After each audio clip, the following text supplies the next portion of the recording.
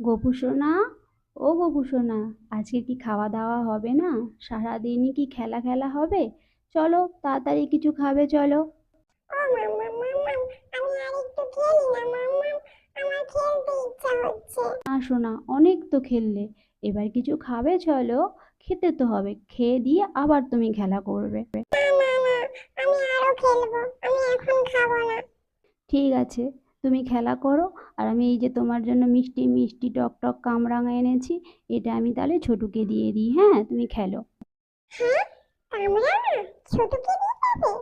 না মাম্মা, এটা তো আমার, আমি খাবো, দাও আমাকে।